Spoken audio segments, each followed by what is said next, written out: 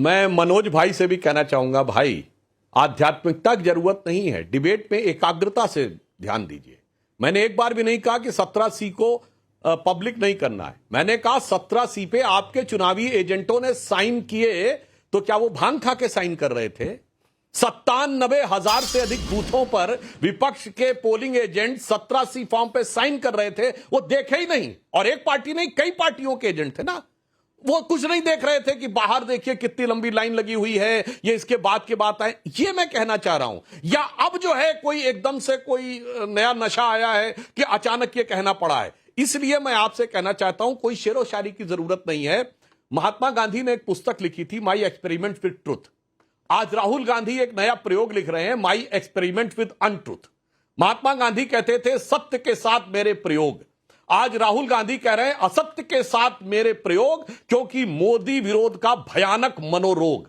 अब मैं कहना चाहता हूं, भाई आनंद दुबे जी बैठे हैं, महाराष्ट्र की हार के बाद तो इनकी पार्टी ने ओपनली स्टेटमेंट दिया कि आप लोगों ने कैंडिडेट नहीं घोषित किया था, यह एक बहुत बड़ा हार का कारण बना।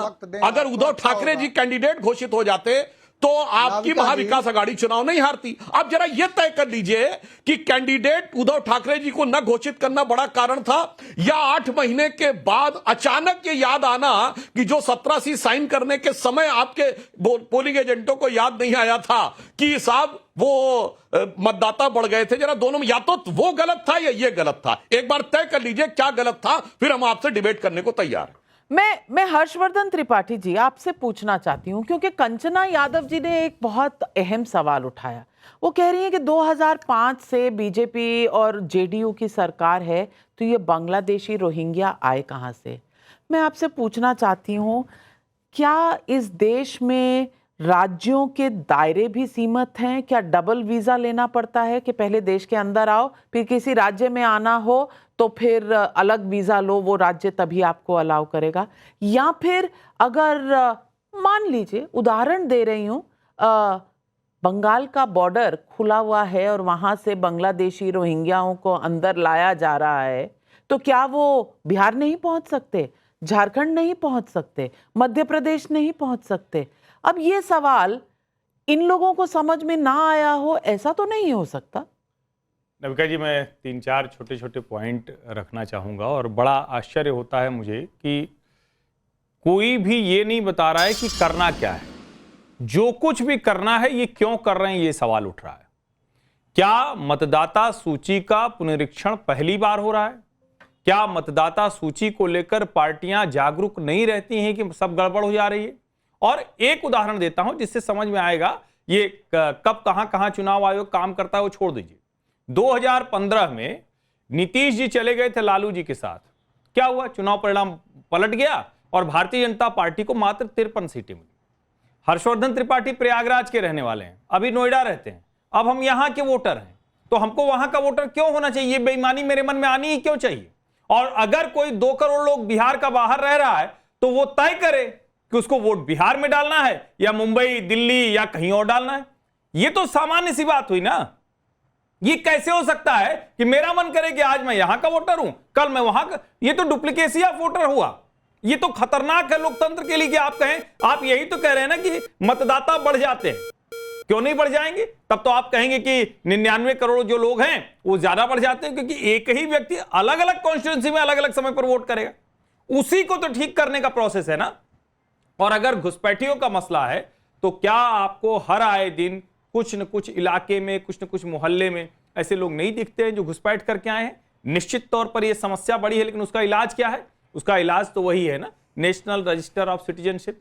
क्यों फिर उसमें हंगामा करने लगते हैं कि इससे निकाल के मुसलमानों को बाहर कर देंगे? नागरिकता कानून के समय भी है क्या? मुझे लगता है कि इस देश की समस्याओं पर जैसे ही कोई समाधान की तरफ बढ़ेगा, एक वर्ग खड़ा है जो उस पर दूसरी तरह से क्वेश्चन मार्क लगाता है और विचित्र विचित्र से तर्क देगा।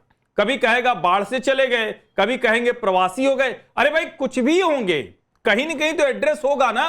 और चुनाव आयोग का ये काम है, अगर वो ज्यादा फुल प्रूफ अरेंजमेंट कर रही है तो ये तो बेहतर है, इसके तो स्वागत सबको करना चाहिए। आनंद दुबे जी, पब्लिक के बहुत सवाल आ रहे हैं और महाराष्ट्र में तो अभी 7 महीने पहले चुनाव है। ये बात और है कि अभी तक उससे एडजस्ट नहीं कर पाए हैं राहुल गांधी जी। अब संजय मिश्रा भदोही यूपी से सवाल पूछ रहे हैं, हार की समीक्षा के बदले हार का बहाना ढूंढकर कांग्रेस अपने प्रदर्शन में कैसे सुधार कर पाएगी, ये सवाल दर्शकों को पूछना पड़ रहा है। शिशिर भालचंद्र का भोपाल से सवाल है, एक तरफ तो सीए एनआरसी का विरोध करते हैं और दूसरी तरफ खुद फर्जी वोटर्स का रोना रोते हैं, ऐसा कैसे चलेगा? राजेश शर्मा हिसार से पूछ रहे हैं, अगर विपक्ष के आरोपों में इतना ही दम है तो कोर्ट क्यों नहीं चले जाते? आनंद दुबे जी, ये तो बताइए। नाविका जी नमस्ते। विपक्ष कह रहा है कि करें तो करें क्या करें, कहे तो कहें क्या कहें।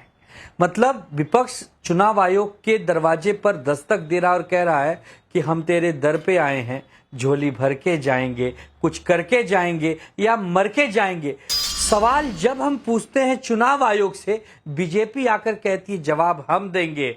चुनाव आयोग से क्यों पूछते हो? यही तो पूरी गुत्थी उलझी हुई है। अरे भाई, क्या सवाल पूछना गलत है? क्या अगर कहीं अनियमितता बरती गई है तो उसका विरोध करना गलत है? अभी सुधांशु भाई कह रहे थे कि 93-94 हजार बूथ है, 89 जगह गलतियां हुई। अरे 89 जगह हुई हो चाहे 5 जगह हुई हो, हम उस 5 जगह की बात करेंगे। तो क्या हमारी गलती है? नहीं।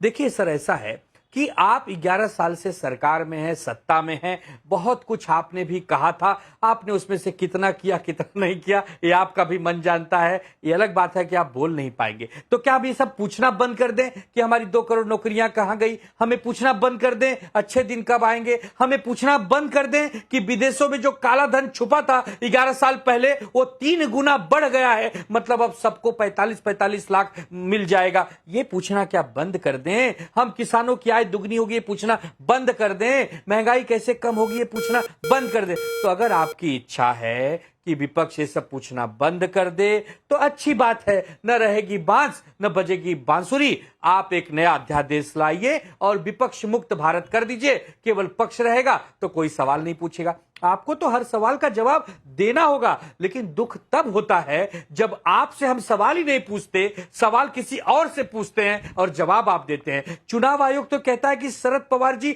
नकली पार्टी के नेता हैं, उन्होंने तो राष्ट्रवादी बनाई ही नहीं, राष्ट्रवादी तो अजीत दादा ने बनाई। चुनाव आयोग कहता है उद्धव ठाकरे जी तो नकली शिवसेना के नेता हैं, असली शिवसेना तो 2 साल पहले एकनाथ शिंदे ने बनाई। तो चुनाव आयोग कितना महान है ये हमें न बताएं। हम तो टीएन सेशन साहब को भी सुधांशु त्रिवेदी जी, सुधांशु त्रिवेदी नए मुख्य चुनाव आयुक्त हैं।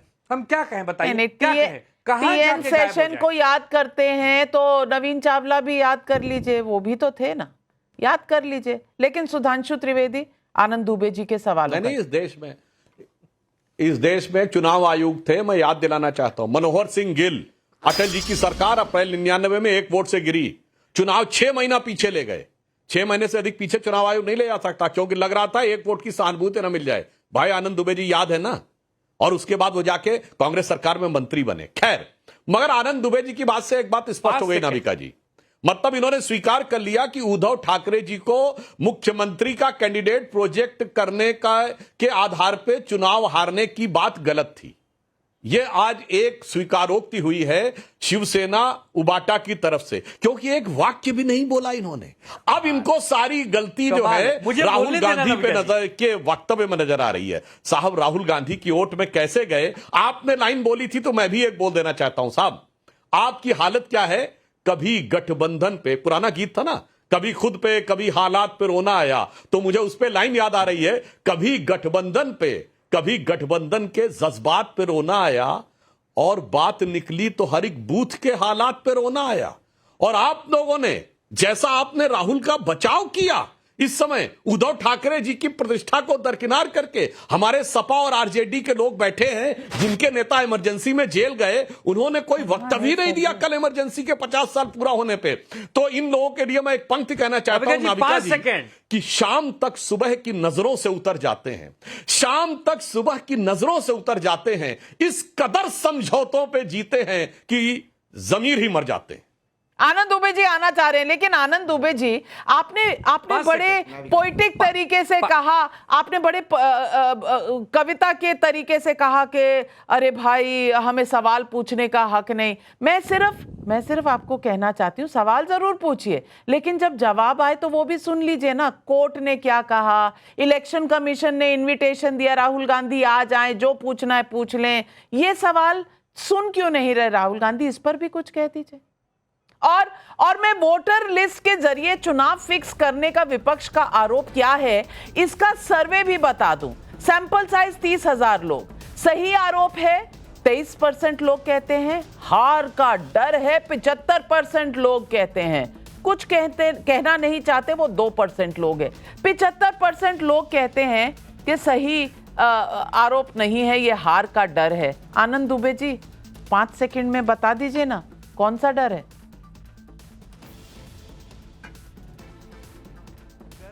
थे हमारे कत्ल की तैयारी। जब हम उनके दरवाजे पहुंचे तो उन्होंने कहा बड़ी लंबी उम्र है तुम्हारी।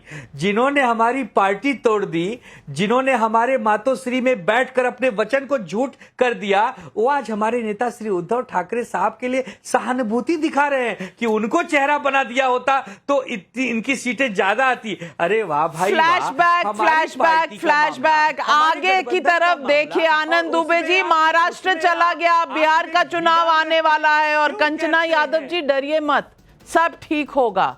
यही तो कामना करनी चाहिए। मेहनत करिए और इलेक्शन कमीशन को अपना काम करने दीजिए। आज दर्शकों आपका क्या सुझाव है? विपक्ष को भी, सत्ता पक्ष को भी और इलेक्शन कमीशन को भी जरूर लिखकर भेजिएगा।